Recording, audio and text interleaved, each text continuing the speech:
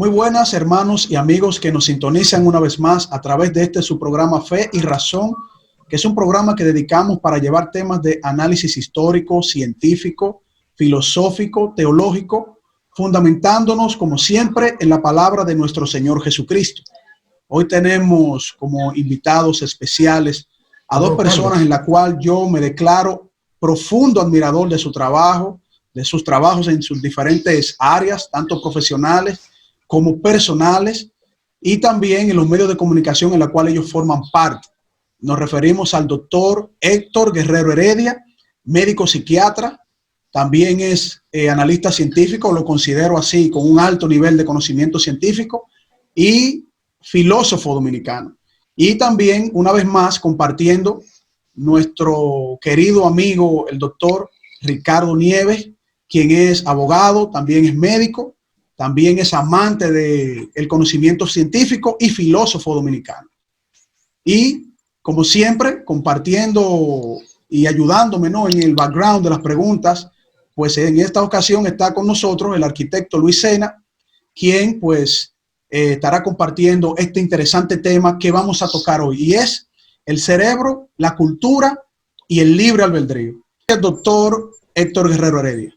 Que Carlos, que Luis y Ricardo, la verdad que me encantan estos temas, y tú sabes que tú también eres parte de la receta médica de la Z, que es el esfuerzo en la radio de llevar cierta ciencia, cierta cultura, cierta filosofía, pues a la radio dominicana. Un saludo a mi hermano Ricardo Nieves, que está por ahí. El tema es interesantísimo. Yo no sé ni siquiera cómo empezar a decirte que cerebro, libre albedrío, y el otra parte fue la cultura. Y la cultura. Tú estás hablando justamente lo que nosotros los psiquiatras le llamamos el concepto biopsicosocial del ser humano. Hay mucha gente, y estoy de acuerdo, por ejemplo, con Víctor Frank, ese famoso psiquiatra humanista, que dice que es biológico, psicológico, social y espiritual. Y en este caso, pues, converge justamente con el tema de hoy, y Fe y Razón, ¿no? Este programa que debo decirte que son de los programas que lo escuchamos cuando podemos y los vemos siempre por televisión. Mira, el cerebro podríamos decir que es la manera en que el ser humano interpreta la vida, interpreta lo de afuera, lo otro, como diría ese filósofo Levinas, un filósofo con mucha trascendencia en el mundo cristiano, ¿no? En el mundo posmoderno cristiano, Levinas habla de la capacidad de entender lo otro, el otro. Y justamente la religión cristiana, cuando habla de Padre, Hijo y Espíritu Santo, que todo lo envuelve en el mismo lugar, le da al hombre el libre albedrío de entender la posición del otro. Y justamente yo creo que ahí es donde entraría nuestro cerebro, en la forma en cómo percibe la realidad, en la forma en cómo interpreta lo demás. Si nosotros no entendemos que hay otro, no vamos a tener conciencia de nuestro propio yo. Si nosotros no entendemos al otro, si nosotros no entendemos, no vamos ni siquiera a interpretar el concepto de Dios. Entonces, realmente es un tema muy apasionante. Yo quiero contestarte de esa forma en modo introductivo y seguir adelante este maravilloso tema. Así es. Doctor Ricardo Nieves, ¿cómo le parece esta combinación, ¿no?, que le he presentado a ustedes dos, cerebro, cultura y libre albedrío? Bien, al señor Luis, que no habíamos compartido con él. Ten cuidado con Luis, Ricardo, ¿eh? Sí. Que tira una pregunta, es un kamikaze tirando preguntas. Decía el alumno de Heidegger, Gadamer, que cada pregunta tiene su estado emotivo. Miren, yo estaba leyendo un ensayo breve de un escritor, filósofo y sociólogo italiano, Maurizio Lazzarato, que él escribió un libro después de los chalecos amarillos de Francia. Y entonces él dice que los chalecos amarillos interpretaron más inteligentemente que los filósofos todo lo que nos había hecho la generación, incluso la generación de los 60 y de mayo del 68. Es decir, de cómo la posmodernidad vira patas arriba muchísimas formas de pensar y de la cultura que han significado tanto tiempo de trabajo humano. La cultura es aquello que el hombre hace y no hace. Es también su anteroversión. Es decir, también lo que deja de hacer por la razón que fuere es un acto puramente cultural. Antes se entendía la cultura solo de manera proyectiva hacia lo que hacía el ser. Y esa visión también ha cambiado la forma del conocimiento. Todo lo que entraña cerebro hoy está en discusión, especialmente en los últimos 12, 15 años. Y está en discusión porque hemos llegado al punto, no porque sea la única vez, ni la primera o la última, sino porque hemos llegado a un punto en que convergen factores culturales, científicos y tecnológicos con rasgos evolutivos hasta esta fecha, en el que por primera vez nosotros podemos ver y calibrar la multidimensión del cerebro humano. Es decir, por primera vez nosotros podemos no solo sospechar o intuir, quizá Aristóteles lo pensó o Kant, pero ahora nosotros podemos ver y medir la neurodiversidad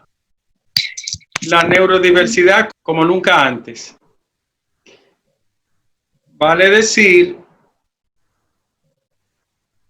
que en los últimos 12 años podemos hablar de una nueva ciencia dentro de las neurociencias, una nueva rama del conocimiento, la neurodiversidad. No solo en el ámbito del estudio cognitivo, sino cómo ha cambiado la ecología cerebral, su estudio y su visión, vinculada al presente y a la tecnología. Era impensable que nosotros íbamos a tener una máquina que iba a leer el cerebro actuando en función propia, en tiempo real. Íbamos a poder medirlo y calibrarlo y ver hasta sustancias que se secretan en el cerebro y moduladores del cerebro. Podíamos verlo con un gran aparato fotográfico que lo iba a captar instantáneamente. Entonces eso también nos ha ayudado a redescubrir y también a descubrir ámbitos que eran insospechados. Por eso las ciencias del cerebro se han refundado y son muy nuevas. Y cualquier juicio al respecto del cerebro humano, me he quedado solo en esa parte, puede ser hasta especulativo, muy incompleto, porque la completud, vamos a llamarle como decía Heidegger, la enteridad, lo entero que es el cerebro, ha deslumbrado al mundo hoy de una forma jamás pensada, para decirlo de alguna manera. Podemos ya más adelante atar la cultura a este formidable aparato orgánico que tiene casi 80.000 kilómetros de conexiones, nada más sinápticas, 80.000, le da la vuelta a la Tierra centenas de veces. Así es. Y por eso todo está en cuestionamiento. Hoy la gente de fe tiene que solidificar más la fe que nunca, Carlos, porque todo está socavado. Y la velocidad del mundo de hoy también precariza todos los dogmas, todas las grandes metáforas y todas las ramas que se desprendieron de los grandes dos troncos o el pensamiento binario occidental de idealismo y materialismo.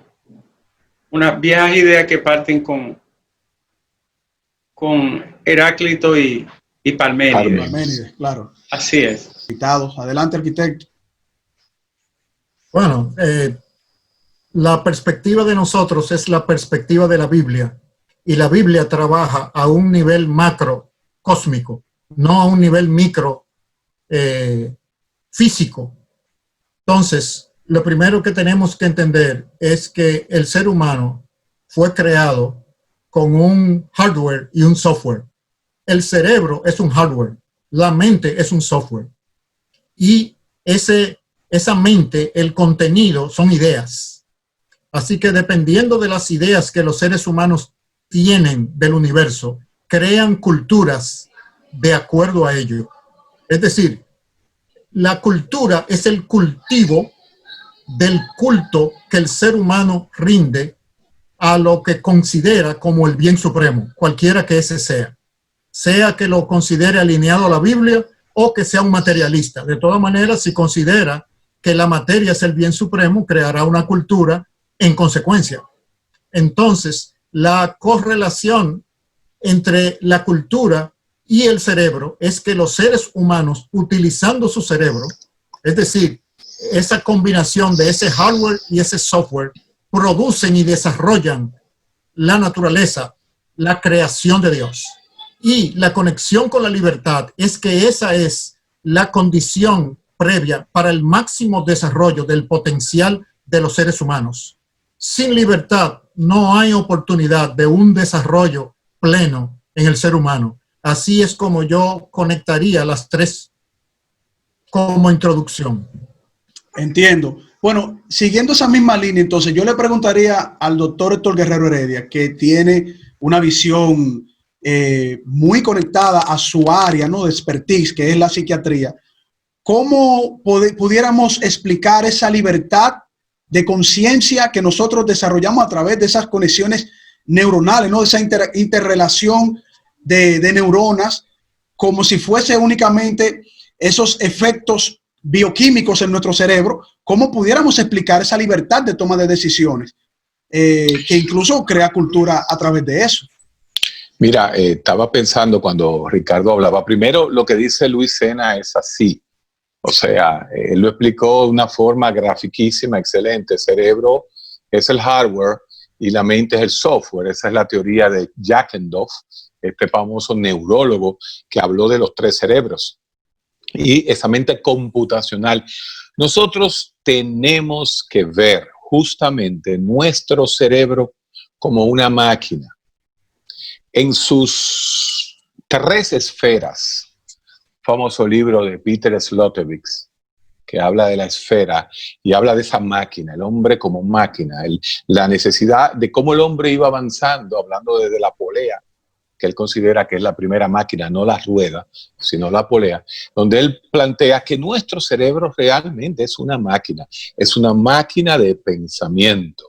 Entonces, cuando el cerebro activa la mente a través de sus famosos correlatos neuronales de conciencia, crean el pensamiento humano y de ahí deriva entonces esa condición de libre albedrío. Yo creo que hoy no vamos a entrar en que si el cerebro creó a Dios o si Dios creó al cerebro, porque ese no es el tema.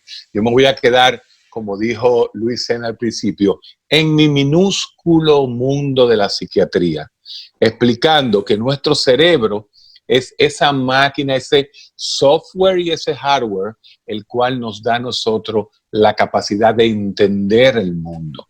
Y volviendo a Sloterdijk diciendo, es una máquina, sí. Que las máquinas no tienen vida, sí. Que le falta algo, eso que ustedes, que viene originado desde la época de los presocráticos, le llaman alma.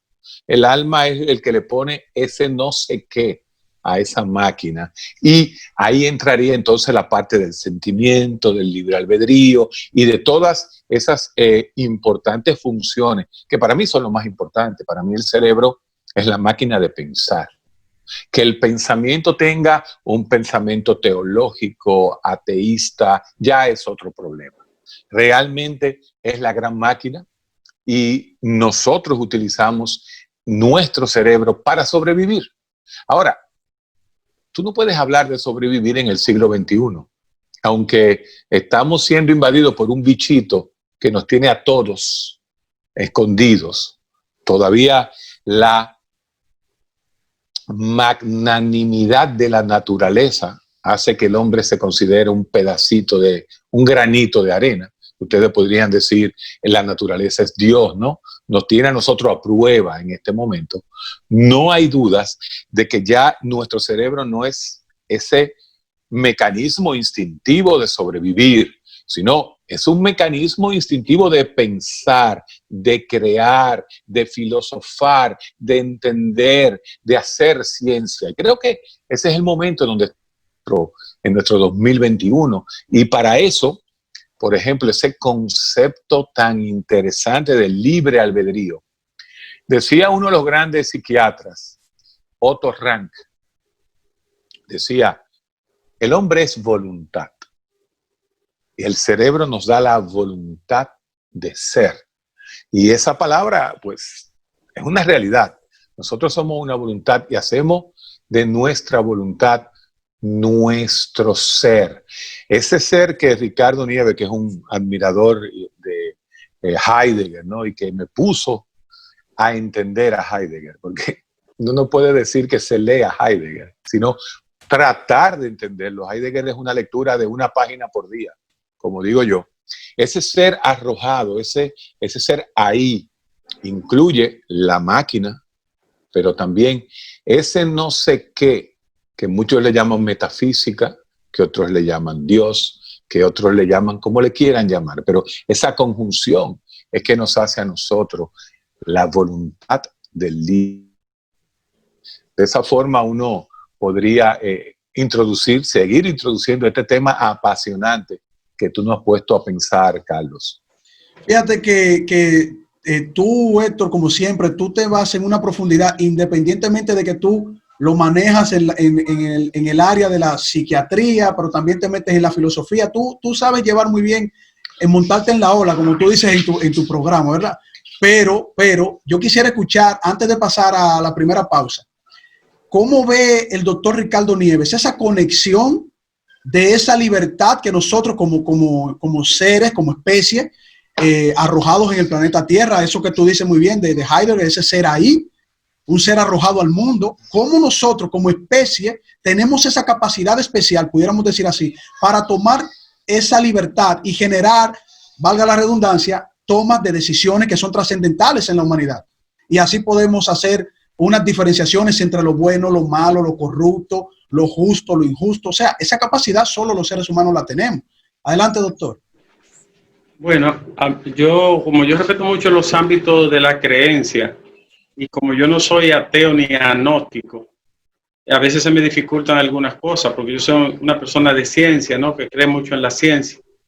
Lo que ocurre, Carlos, es que nosotros, a diferencia de otra criatura, como Heidegger le llama entes, nosotros tenemos 86.000 millones de neuronas nada ahí arriba.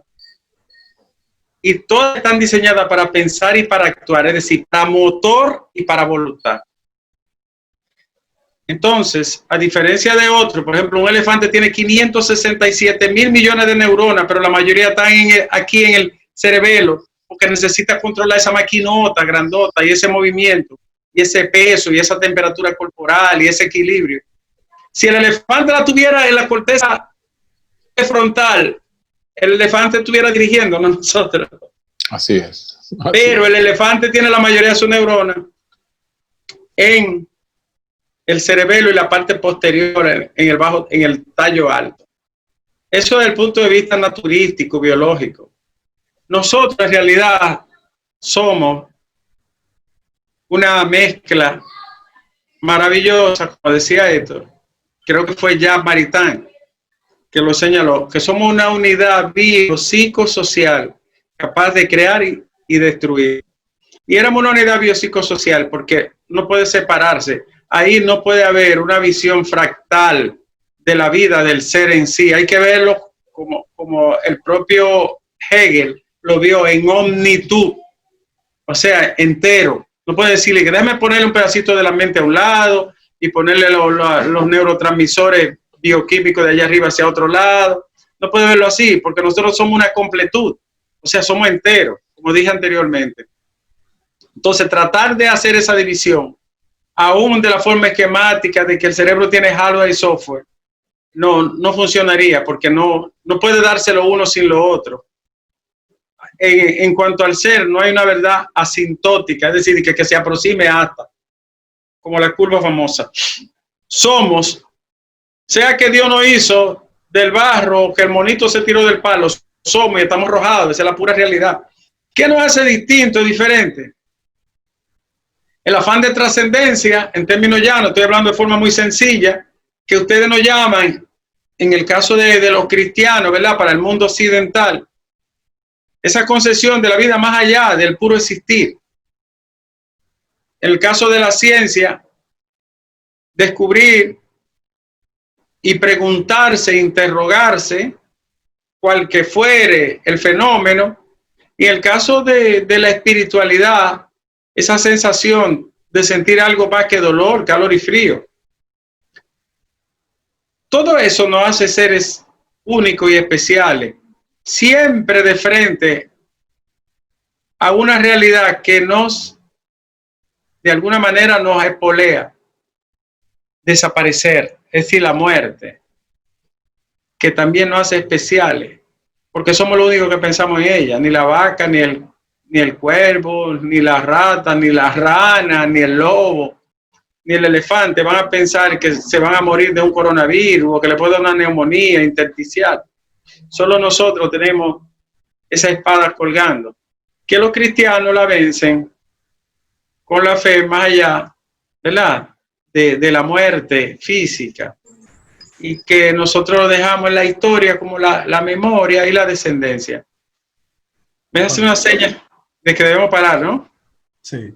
Bueno, vamos a la primera pausa, doctor Nieves, y vamos a esperar también que Héctor vuelva y se conecte. Estamos transmitiendo a través de plataformas digitales, como estamos en confinamiento, ¿no?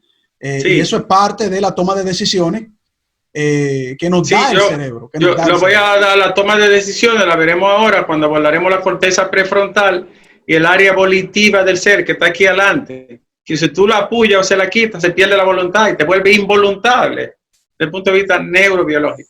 Así es. Bueno, cuando volvamos después de esta primera pausa, continuamos con nuestros invitados especiales aquí en su espacio Fe y Razón.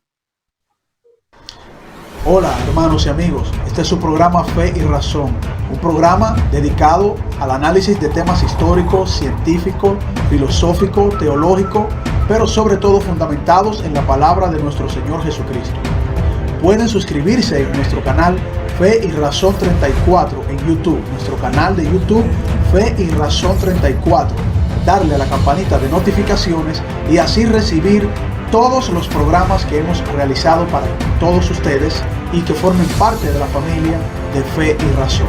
También pueden contactarnos en Facebook en nuestra página Ciencia y Teología, nuestra página de Facebook Ciencia y Teología, y también contactarnos por WhatsApp al teléfono 829-602-7739.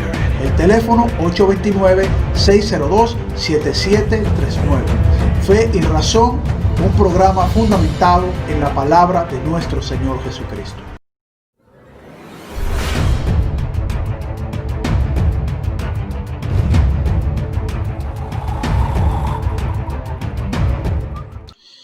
Bien, continuamos en su espacio Fe y Razón. Estamos tocando un tema interesantísimo con invitados especiales: el cerebro, la cultura y el libre albedrío.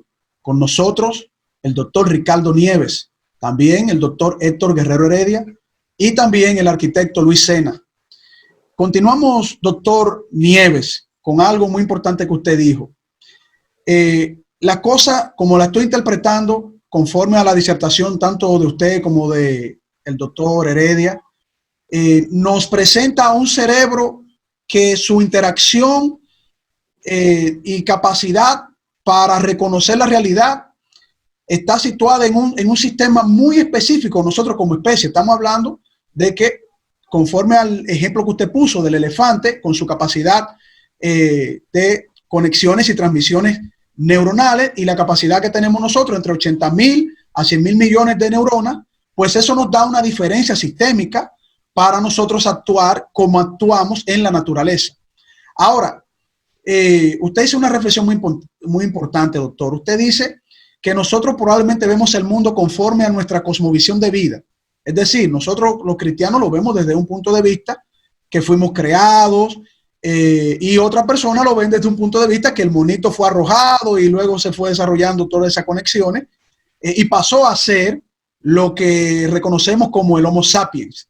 Sin embargo, independientemente de esto, doctor, me gustaría que usted nos hiciera una breve reflexión de cómo entonces esa libertad de conciencia que tenemos los seres humanos nos ha llevado a nosotros a un nivel tan prominente en la faz de la tierra para crear cultura, leyes, para reconocer no cuando las cosas se están haciendo mal en una sociedad, que dicho sea de paso es la base fundamental de la libertad de los seres humanos, ¿no? Y la defensa de las buenas costumbres, de la ética y todo lo que nosotros conocemos como lo bueno y justamente válido.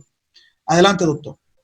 Sí, claro, nosotros hacemos opinión aquí, ¿verdad? No estamos construyendo verdades, ni diciendo que sean inconmovibles, ni que sean absolutamente ciertas las cosas que decimos. Un ejemplo de esta parte, aquí sí cabe la cultura, ¿no? Cómo el ser se proyecta más allá de sí mismo para transformar el mundo que le rodea. Es decir,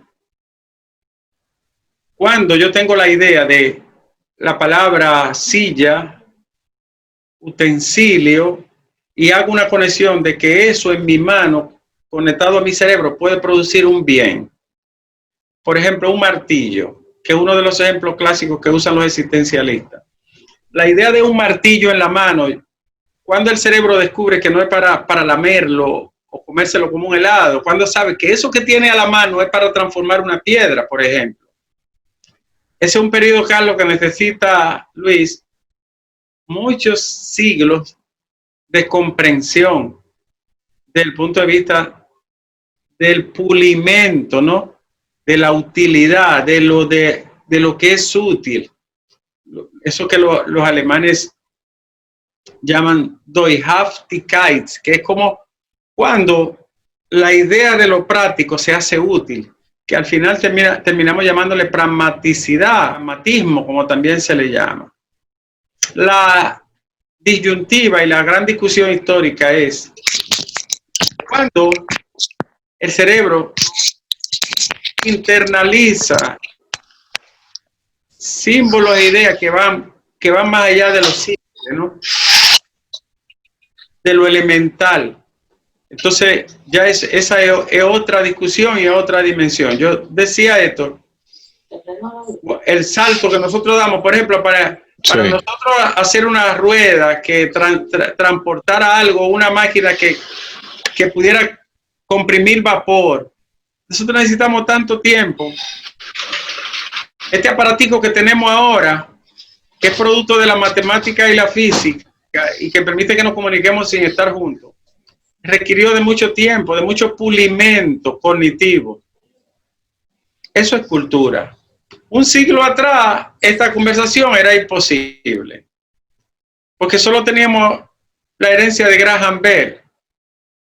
Entonces, podíamos hablar por el teléfono, por el cable, por las ondas no tocadas, pero no podíamos tener imagen, sonido, instantaneidad en un solo punto de fusión. Eso es cultura. No entraría en una discusión mayor, pero en la Edad Media, que fue ayer, evolutiva históricamente hablando, en la Edad Media una conversación como esta no podía darse, no por los aparatos, vamos a hacer una exclusión hipotética de los aparatos, pero no podía darse, porque uno de los 4 o 2 o quizá 3 no nos estaba permitido. No teníamos la herramienta para acceder, ni teníamos la educación para ello. Lo más probable fuéramos gente de un campo, de la ruralidad, o artesanos o alfareros, si es que llegábamos a algún punto, ¿no? Y Carlos fuera un noble probablemente. ¿Por qué yo pongo ese ejemplo? Porque eso fue ayer. Y eso duró hasta el siglo XVIII, a finales del siglo XVIII, donde los campesinos y los pobres tenían que vestirse del mismo color. Y el 90% no tenía dentadura, porque se prescindía de la leche, del calcio. Esos son rasgos históricos que la cultura fue de alguna manera pulimentando en el tiempo. ¿Qué respuesta tiene la religión para eso, la creencia? Tiene su explicación a partir del libro matriz, que es la Biblia. Nosotros la buscamos en el fenómeno antropológico, social, histórico, y la gente que está dedicada, cultivado en la teología, como el caso de ustedes, lo busca en una explicación bíblica, desde el punto de vista también racional, tratando de explicarlo como razón. Pero el hecho cierto, que es lo que quiero centrar, es que nosotros debimos de preguntarnos para que este cerebro pudiera ir paso a paso. Mis hijos hoy dominan estos aparatos más que yo. Si yo no hubiese tenido a Mandelson aquí, hace un tiempo cuando empezó la pandemia, yo no podía dar clase, porque yo no había dado clase casi online. Sin embargo, para él fue todo tan fácil, un juego, porque él estaba alfabetizado en este sistema. Esa es la cultura. En fin, lo que quiero decir, para terminar, nosotros lo que hemos hecho, darle extensión a un día que se ha vuelto cada vez más viejo. La ciencia le llama evolución, otros culturas, y nosotros le llamamos una nueva dimensión del proyecto cognitivo humano. Nosotros tenemos vergüenza y tomamos decisiones y principios porque también tenemos un lóbulo aquí, que era lo que decía Carlos. Si esto, con Amaury operando un cerebro, nos agarra una agujita y nos la puya, lo más probable es que quedamos sin voluntad y podemos ser antisociales. Esa es la realidad del ser. Ahora, la puerta ya trascendente, que por ejemplo, que es la base de la fe, en esa discusión podemos entrar ya en otra escala axiológica. Eso es un buen punto que usted tocó ahora, doctor Nieves, porque yo he escuchado también al doctor Héctor Guerrero Heredia en muchas intervenciones en su espacio, hablando precisamente del funcionamiento del cerebro, de que si hay una intersección, vamos a decir así, vamos a usar ese término, sobre el funcionamiento normal del cerebro, pues obviamente va a generar esto algún tipo de cortocircuito dentro del mismo sistema neuronal. Punchar una neurona o un punto específico del cerebro haría que uno perdiera la voluntad o incluso perdiera la fe. Eso lo hemos escuchado. Estoy tratando de interpretar, ¿no?, en el lenguaje que ustedes utilizan. Incluso si le pone un chisma de neurotransmisores de serotonina o le baja dopamina o adrenalina o cortisol, también va a transformarlo. Ah, bueno. Pero yo quiero preguntarle al doctor Heredia, ¿esto no sería una violación a las leyes ya establecidas en términos del funcionamiento sistémico del mismo cerebro, del propio cerebro? No quiere decir esto que conforme a las evidencias que tenemos, no a las evidencias que inferimos en el pasado, sino a las que tenemos, el cerebro es y ha sido dentro de su capacidad de reacciones e interacciones neuronales tal cual el ser humano lo ha conocido, es decir, cantidad neuronal, la forma de interpretar la realidad, el conocimiento o la búsqueda del conocimiento desde tiempos inmemoriales, y dicho sea de paso, ha sido el mismo ser humano en su propia voluntad que ha detenido el avance científico y cultural. ¿Esto no es parte de todo ese engranaje sistémico, doctor? Bueno, ¿me escuchan bien? ¿Me están escuchando? Sí. Sí. Ok. Bueno, yo tuve que ir un poquito cuando Ricardo hablaba de cultura, ¿no? Miren, la gente que mejor ha manejado la cultura, y yo no estoy de acuerdo con ellos, son los marxistas. O sea, el concepto de cultura manejado por Marx a través de esa desmitificación de la cultura burguesa explica muchísimo. Y muchos años después, vamos a llamar 50 años después, 60, 100 años, 50 años después, Jacques Derrida trata de deconstruir ese discurso de lo que es la cultura en una burguesía judeocristiana.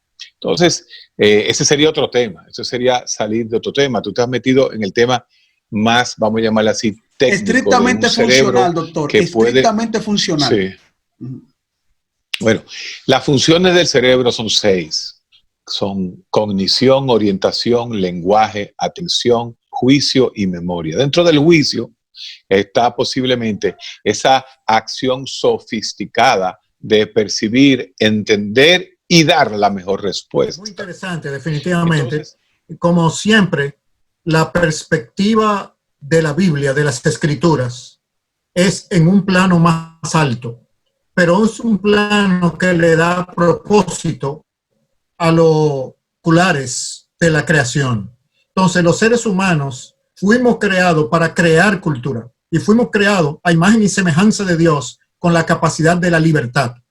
El desarrollo de cultura y el desarrollo del cerebro es el plan de Dios en las Escrituras desde el libro de Génesis, cuando crea a los seres humanos para que se multipliquen y desarrollen la creación. Entonces, ese es un mandato de Dios para los seres humanos. Y la historia lo que demuestra es que los seres humanos no han podido abstraerse, a pesar de su rebeldía a Dios, de ese propósito.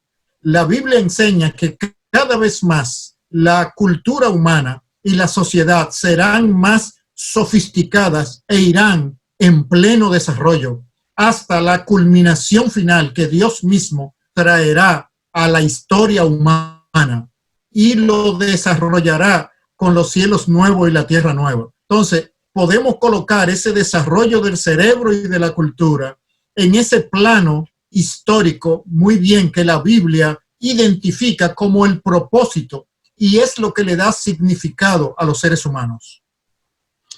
Ok, entonces lo que usted quiere decir, arquitecto, es que el ser humano en términos cognitivos siempre ha tenido esa capacidad, vamos a decir, de poder interpretar la realidad con algo trascendente a él desde el primer momento, que claro, fue más o menos que también le hice al doctor Héctor Guerrero Heredia.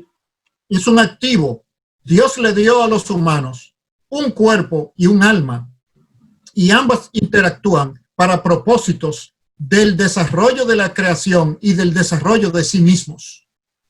Nosotros estamos describiendo muy bien, digo, no nosotros, sino el doctor Nieves y el doctor Guerrero Heredia, el desarrollo particular del órgano del cerebro. Pero es parte de un todo, es parte de la naturaleza, es parte de la creación. Y según la Biblia, vivimos en un universo sobrenatural, donde lo físico y lo social interactúan de una manera entrelazada. Dios creó a los humanos para desarrollar la creación, creando cultura. Es un mandato de Dios. Esa es la perspectiva de la Biblia. Y es la perspectiva que hasta ahora ha logrado el mayor nivel de desarrollo que los humanos hemos alcanzado. Bien, yo iba a decir, Carlos, un programa que hicimos una vez, hablando sobre la razón, me parece. La palabra logos, que en griego quiere decir razón, la raíz histórica, la matriz lingüística de la palabra logo es lenguaje. Hay una conexión directa entre razón y lenguaje. Y cuando se habla del pensamiento racional, estamos hablando de un lenguaje. No solo el lenguaje en el sentido gramatical de la palabra, sino que es como una especie de código, ¿no? Que solo, como dice el arquitecto, nuestra especie porta y trae para desarrollar, para transformar el mundo exterior, que es la cultura. Yo pienso, analizando a veces y vamos a decir, tratando de desafiar el pensamiento y la fe, cómo generaciones enteras se murieron sin entender casi nada y apenas poder hablar. Generaciones completas. Un ejemplo clásico, la independencia dominicana, 1844. Cuando se da la independencia, el 90% no sabía leer y escribir. Y era rural y pobre. en la Revolución Francesa, cuando culmina la Revolución Francesa y derrumba los cimientos medievales, lo que cuenta la historia y la antropología es que el 90%, 95% era iletrado. Entonces, ¿qué pasó con esa cultura? Por eso aunque yo creo en Dios y le creo, yo no soy determinista en el sentido de que viene todo determinado. Entonces, ¿qué pasó con ese 95% de gente que no pudo leer ni escribir nunca y se fue a la tumba así? O los dominicanos que se convirtieron en dominicanos, que vivieron hasta antes de la independencia y todavía en ella hasta el siglo XIX, no pudieron leer ni aprender nada y tenían su aparato ahí habilitado para ello. Entonces, esa es una parte que solo lo puede explicar la historia. Porque de qué otra manera lo puedo explicar. ¿Quiénes lo crearon? Los hombres, la justicia, la injusticia, la maldad, el bien, quien no lo haya, pero es un hecho histórico. Yo no estoy buscando justicia en la historia, yo estoy buscando hechos, evidencia. Entonces, decía Cioran, la historia es indefendible a veces y no tiene casi nunca justicia. Porque no persigue eso. Nosotros somos los que tenemos que tratar de construir eso. Por eso hay un punto en el que la fe y la razón van así, miren, hermanados, pero hay un punto donde obligatoriamente tienen que separarse, porque no se van a corresponder. Y lo dice una persona que no cuestione, que tenga una alta tolerancia para escuchar y creer incluso. Esa es una evidencia de que uno teniendo el aparato, el hardware, arquitecto, no pudo desarrollar ningún software. Probablemente fue progresivo. Es progresivo, es a través del tiempo. Eso se llama evolución. Eso es progresivo. Correcto. El proceso cultural, claro, es evolutivo. Claro. Lo que no es evolutivo es el origen de la vida, pero eso no quiere decir que el concepto de evolución no pertenezca a la creación, pertenece a la cultura. Y en ese sentido, los humanos nos subimos en los hombros de los otros humanos y vamos avanzando. Por eso hacemos sociedades cada vez más diversificadas y complejas. Es y correcto. No nos quedamos en la simplicidad. Bueno, vamos a pasar a la siguiente pausa. Y ya Héctor no entró, no pudo entrar. Está teniendo problemas con su internet, no, la capacidad, pero vamos a enviarle nuevamente el link a él para ver si él puede tiene un internet carabelita. Sí, y tan importante información que él nos estaba suministrando. Esperemos que él pueda, ya en este último tramo del programa, él pueda compartir, ¿no?, esa reflexión, porque él tiene mucho conocimiento de causa, ¿no? Porque él como... Él es un claro, científico, claro. Y es un neuropsicofarmacólogo. Él solo le falta ser un cristiano ortodoxo de la ortodoxia bíblica para completar él le falta un granito de mostaza, Un poquitito, exactamente. A todos nos falta. Pero pero a él más. Así es. Bueno, continuamos en su espacio Fe y Razón cuando retornemos después de esta pausa. Hola, hermanos y amigos. Este es su programa Fe y Razón, un programa dedicado al análisis de temas históricos, científicos, filosóficos, teológicos, pero sobre todo fundamentados en la palabra de nuestro Señor Jesucristo. Pueden suscribirse en nuestro canal Fe y Razón 34 en YouTube, nuestro canal de YouTube Fe y Razón 34, darle a la campanita de notificaciones y así recibir todos los programas que hemos realizado para todos ustedes y que formen parte de la familia de Fe y Razón. También pueden contactarnos en Facebook en nuestra página Ciencia y Teología, nuestra página de Facebook Ciencia y Teología, y también contactarnos por WhatsApp al teléfono 829-602-7739. El teléfono 829-602-7739. Fe y Razón, un programa fundamentado en la palabra de nuestro Señor Jesucristo.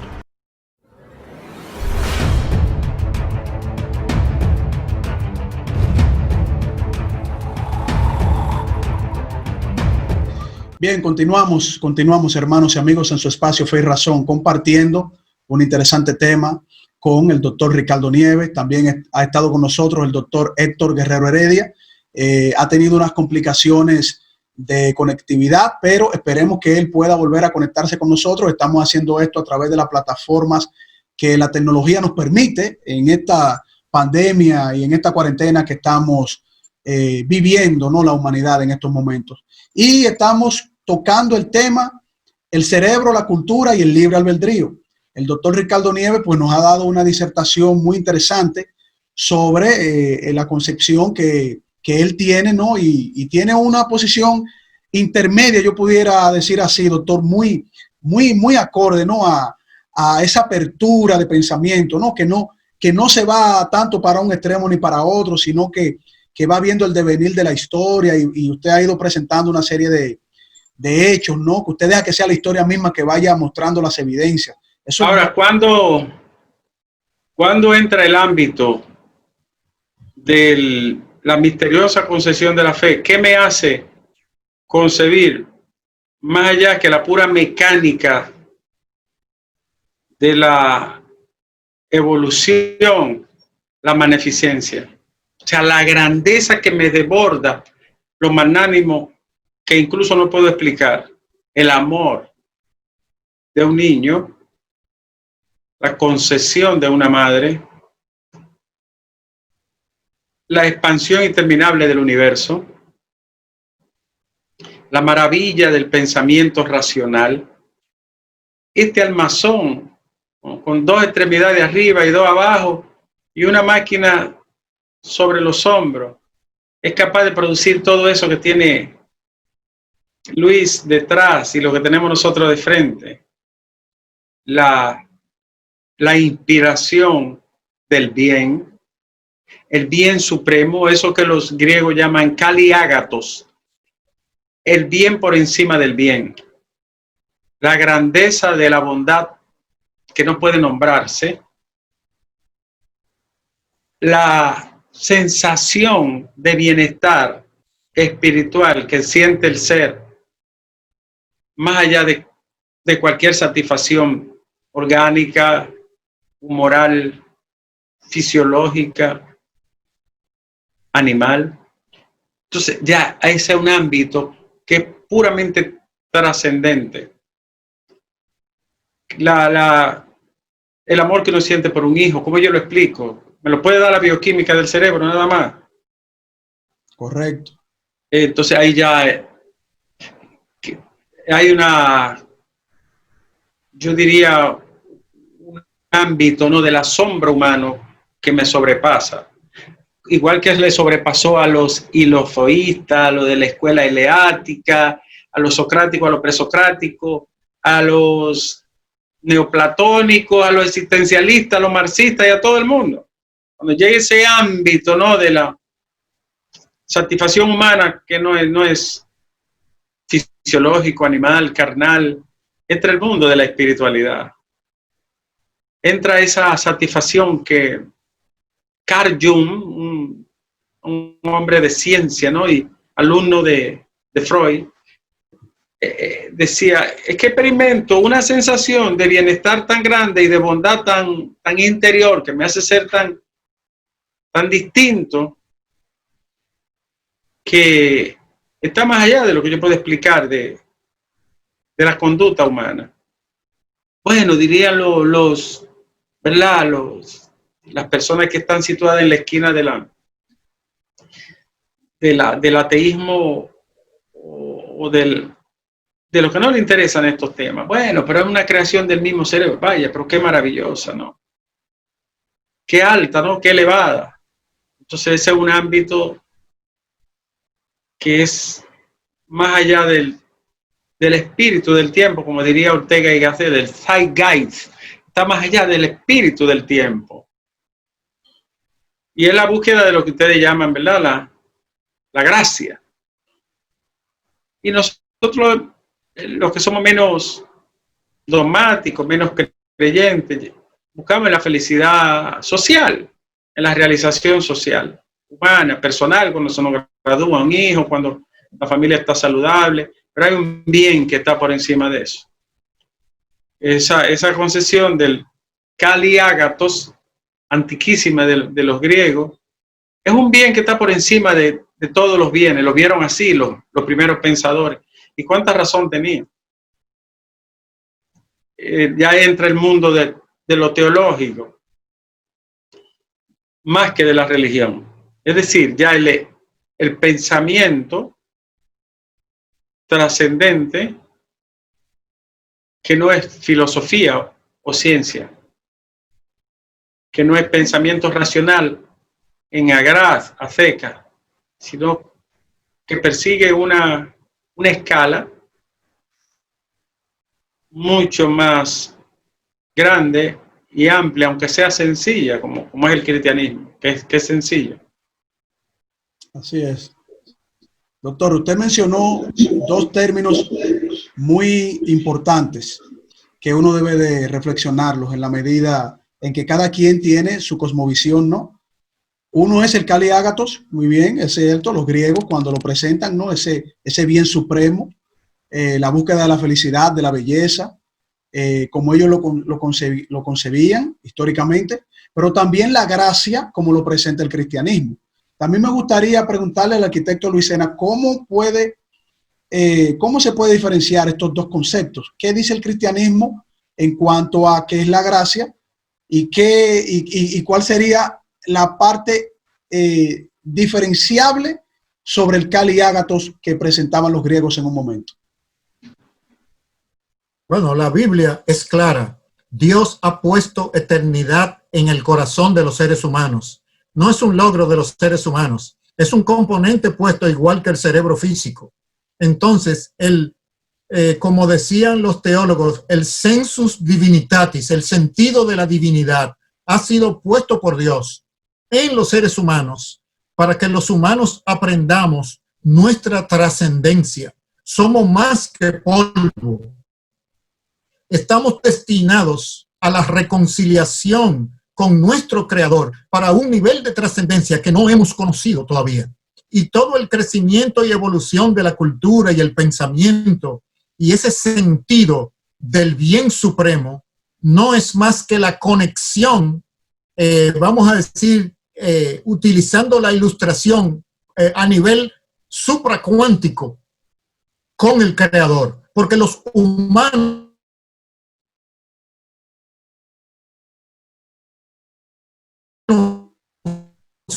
fuimos creados para ese propósito creador a través de la persona de Jesucristo. Entonces recuperamos esa conexión, ese sentido de lo eterno, que es el propósito para el cual nosotros fuimos creados. Entonces, los griegos se quedaron cortos. Los hebreos tenían la solución de eso. Por eso es que la cultura occidental, que ha desarrollado al máximo la cultura humana hasta ahora, viene como un aporte principal en su ontología de los hebreos, en su mecánica de los griegos, lógica y la razón. Pero en cuanto a tener el plano de conjunto cósmico para poder ordenar la sociedad y practicar ciencia y tecnología, viene de la cultura judeo-cristiana. Entonces, ese sentido de la divinidad es parte de la dotación que Dios creó a los seres humanos como imagen y semejanza de él. Doctor Nieves, aquí es donde a mí me llama mucho la atención y me fascina el tema, ¿no?, del funcionamiento del cerebro. Mira cómo nosotros vemos dos perspectivas distintas de ver, vamos a decir, el devenir de la historia.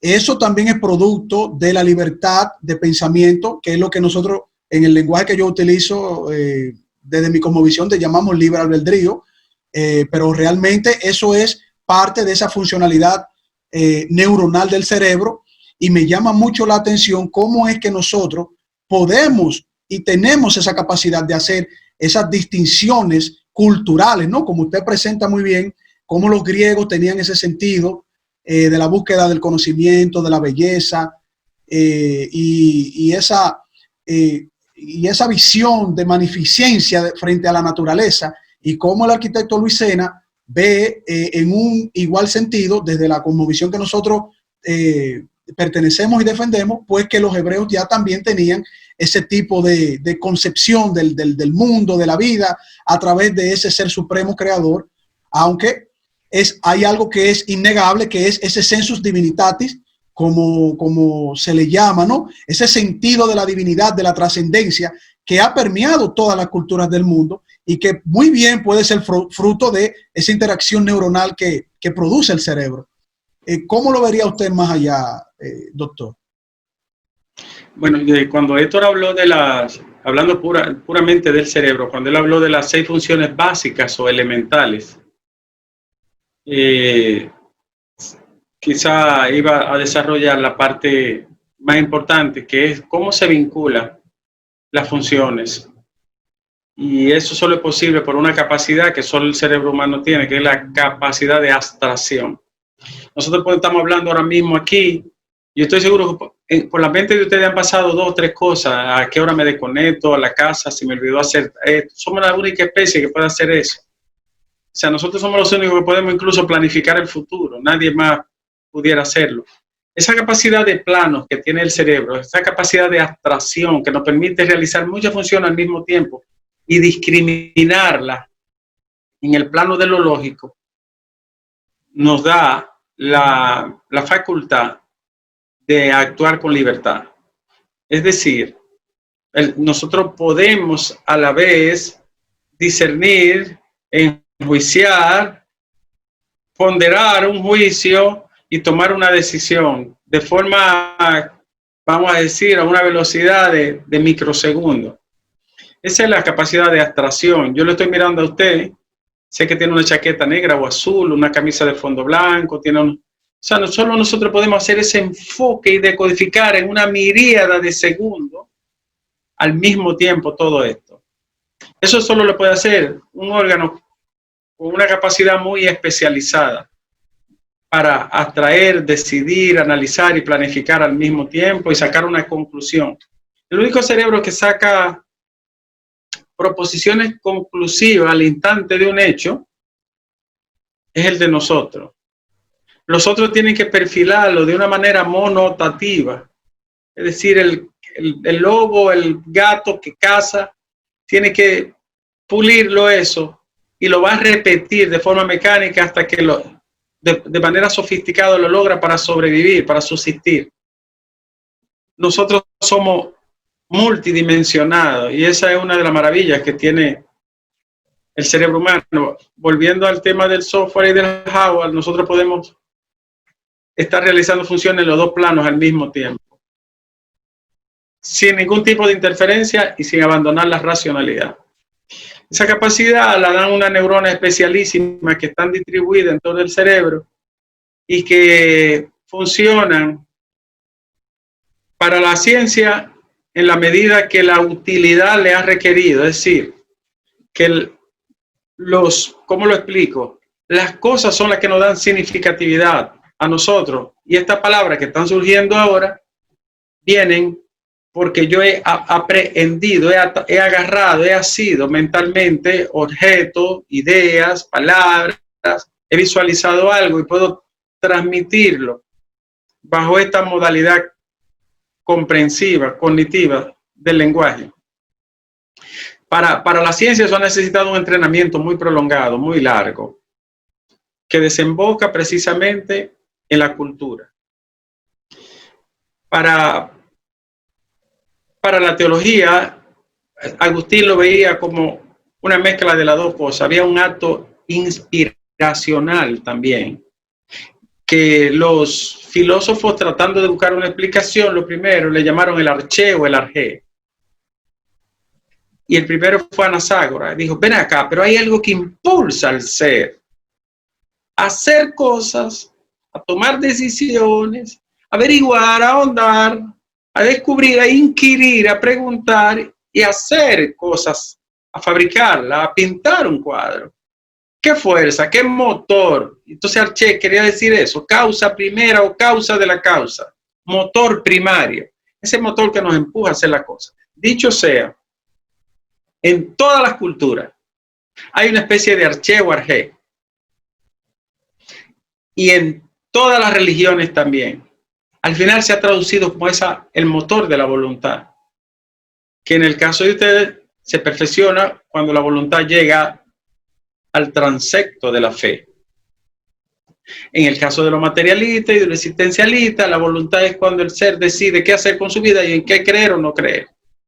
Pero en ustedes se perfecciona en ese pórtico elevado que es la fe, que incluso nos da una vida trascendente fuera de la vida corriente.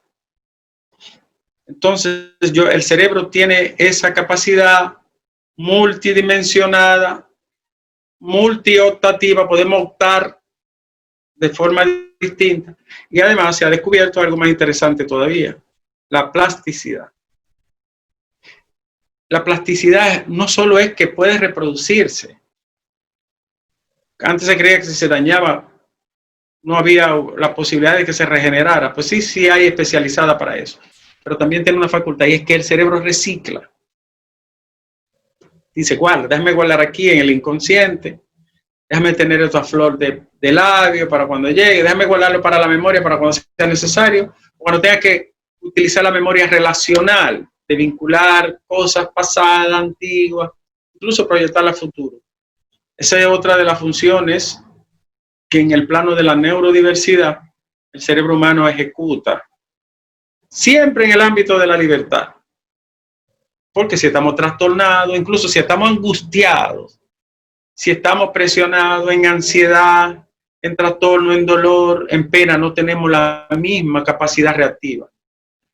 Lo que indica que necesita un plano de armonía, de homeostasis, un plano de función armónica, perfectible, no perfecta, para actuar con la mayor efectividad y la mejor, para decirlo en un lenguaje corriente, la mejor toma de decisión. Y eso está más allá que la masa puramente neuronal. Hay una fuerza, hay un motor, hay una inspiración, hay una gracia, hay un empuje. Se le ha llamado de forma Spinoza, que era un filósofo brillantísimo, inteligentísimo, racionalista pero creyente. Spinoza le llamó conatus, es ese conservante. Toda criatura quiere ser mejor, como seguir hacia adelante. Ese es el motor para Spinoza. Los presocráticos lo llamaron arjé y también los socráticos. Perso le llamó elam. Estamos hablando de los filósofos más nombrados, ¿no?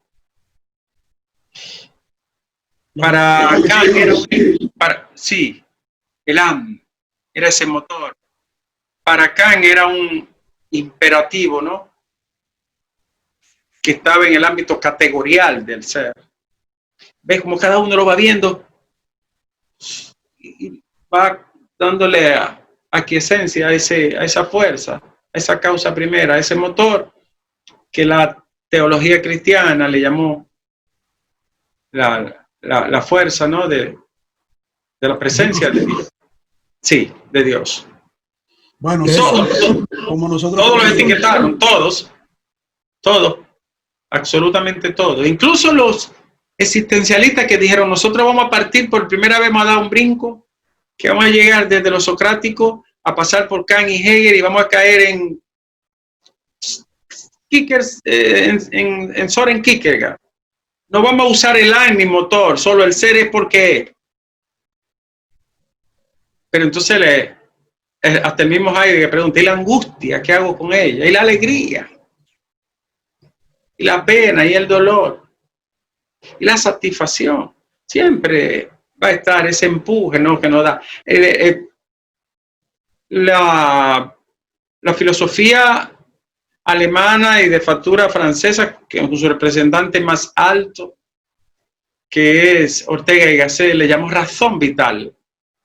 Y de alguna manera espíritu vital, como un Geist. Todos. Pablo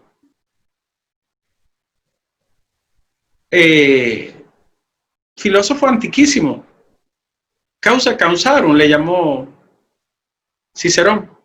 Causa, que era un tipo agnóstico, ¿no? Cicerón era no creyente. Claro. Y